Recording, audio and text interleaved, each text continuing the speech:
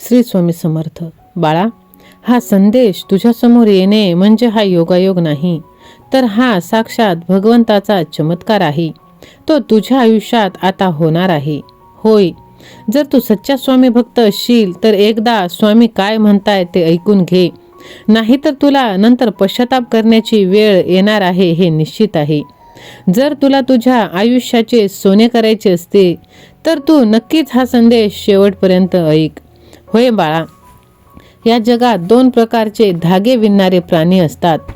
एकाचं नाव आहे कोळी, ज्याला इंग्लिशमध्ये आपण स्पायडर म्हणतो, आणि दुसरा आहे रेशमी किडा. कोळी आपल्या पोटातून धागे निर्माण करतो आणि हे धागे निर्माण करीत असताना तो अशा कौशल्याने उभा व आडवा फिरतो की त्यातूनच एक सुंदर असे जाळे तयार होते. या जाळ्यात हा कोळी सुखाने राहत असतो.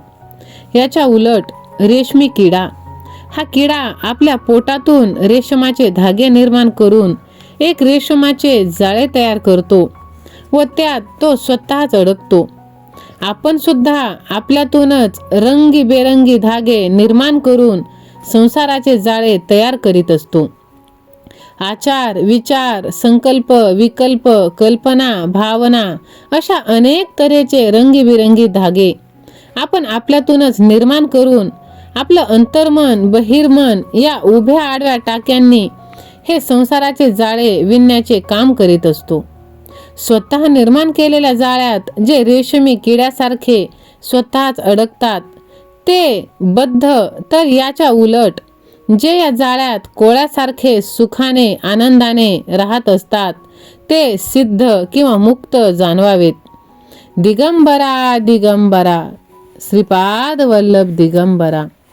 त्यासाठीच आपल्याला आनंद कशात शोधायचा आहे हे आपणच शोधायचं आहे. ही दोन मने जर आपण वरवर संपूर्ण वेगळी दिसली किंवा त्यांची कार्य करण्याची पद्धत जरी संपूर्ण भिन्न असली तरी सुद्धा आपलं अंतर्मन आणि बाह्यमन हे दोन मने एकमेकांना अत्यंत सूक्ष्मपणे जोडली गेली आहे. ती एकमेकांवर परिणाम करत असते. माणसाचे जीवन घडविण्याचे किंवा बिघडविण्याचे सामर्थ्य या आपल्या मनात आहेत. एखादी जर स्त्री वस्त्र विणत असते त्यावेळेस आपण थोडे निरीक्षण करावे. ती हातात 2 सुया घेऊन सुताचे उभे आडवे टाके फिरवत कार्य करीत असते आणि हे करता करता आपोआप एक सुंदर वस्त्र तयार होत असतं. अगदी त्याचप्रमाणे आहे आपल्या मनाचं. आपल्या 2 सुया असून विकार, कल्पना आणि भावना हे चौरंगी धागे आहेत. आपल्या जीवनाचे वस्त्र विणण्याचे काम आपणच या 2 सुयांनी व चौरंगी धाग्यांनी करीत असतो. क्रिया करण्याचे कार्य बहिर्मन करते, तर प्रतिक्रिया घडवून आणण्याचे कार्य अंतर्मन करत असतो. विचार आणि विकार याचा अधिक संबंध बहिर्मनाशी, तर भावना आणि कल्पना यांचा विचार संबंध अंतर्मनाशी. आपल्या बहिर्मनात जे विचार आणि विकार येतात त्यांना खोल अंतर्मनात पोहोचविण्याचे काम कल्पना आणि भावना करतात. जे विचार, सूचना किंवा प्रार्थना खोल अंतर्मनात जाऊन भिडतात, म्हणजेच शिवाच्या, शंकराच्या चरणापर्यंत पोहोचतात, त्या सर्व विचारांना, सूचनांना किंवा प्रार्थनांना शंकर तथास्तु म्हणतो व त्या प्रार्थना फलद्रूप होत असतात. इतर ज्या प्रार्थना किंवा कामना शंकराच्या चरणांपर्यंत पोहोचतच नाही त्या मात्र कधीच फळाला येत नाही. एका अर्थी सर्व प्रार्थना फळत नाहीत, ही एक देवाची कृपाच आहे. या संदर्भात एक गोष्ट आठवते. एका राजाने सोन्याच्या लोभाने देवाजवळ वर मागून घेतला. तो वर असा की राजा ज्याला हात लावील त्याचे सोने होईल.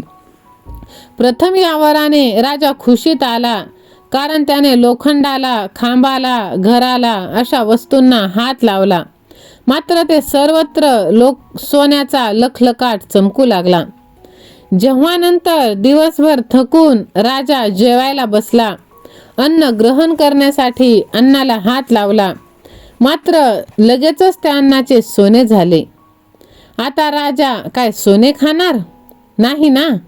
नंतर राजाने आपल्या मुलाला प्रेमाने जवळ घेतले, मात्र त्याचा सोन्याचा लगेच पुतळा झाला. आता मात्र राजा अक्षरशः रडकुंडीला आला. सोन्याचा लखलखाट गेला व राजाच्या डोळ्यापुढे काजवे चमकू लागले. सांगायचं तात्पर्य हाच की हा वर राजाला शेवटी शाप ठरला. त्याचप्रमाणे आपले सर्व संकल्प व शंकर चरणी रुजू झाले असते तर आपणा सर्वांवर पश्चाताप करण्याची पाळी आली असती. म्हणूनच आहे त्यात आपण आनंदाने राहायला पाहिजे. देव, दैव, नशीब, प्रारब्ध या नावाने रूढ कल्पनेने जे ओळखले जाते त्याचा आपल्या या जीवनावर विणण्याशी काहीही संबंध नसतो. जीवनाचे वस्त्र विणून तयार होऊन ते आपल्या पुढ्यात येऊन पडले की आपण त्याला नशीब, प्रारब्ध या नावाने संबोधतो. वास्तविक वस्तुस्थिती अशी आहे की जीवनशास्त्र, जीवन वस्त्र विणण्याचे काम प्रत्यक्षात आपणच आपल्याला कळत न कळत केलेलं असतं. या कार्यात आपल्याला ज्या सवयी जडलेल्या असतात त्यांचा फार मोठा वाटा असतो. याची जाणीव आपल्याला नसते. हॅबिट इज सेकंड नेचर अशी इंग्लिशमध्ये एक उत्कृष्ट म्हण आहे. सवयीतून स्वभाव तयार होतो व स्वभावातून नशीब साकार होतो. म्हणूनच आपल्या सवयी ह्या आपण चांगल्या ठेवायला पाहिजे. दिगंबरा दिगंबरा श्रीपाद वल्लभ दिगंबरा.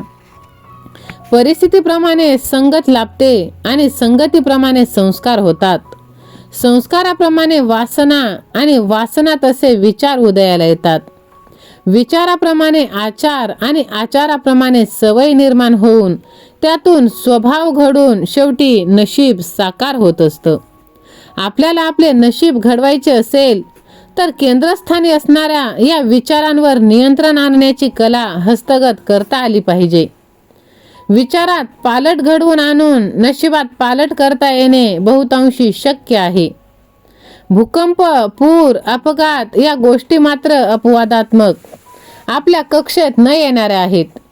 विचारांचे स्थान सुवर्ण मध्यबिंदूच्या ठिकाणी असल्यामुळे विचारांना जर वळण देता आले तर ते वळवलेले विचार आपल्या जीवनात वाटेल ते कार्य घडवून आणू शकतात. म्हणूनच विचार चांगले ठेवा, पॉझिटिव्ह राहा, सकारात्मक राहा.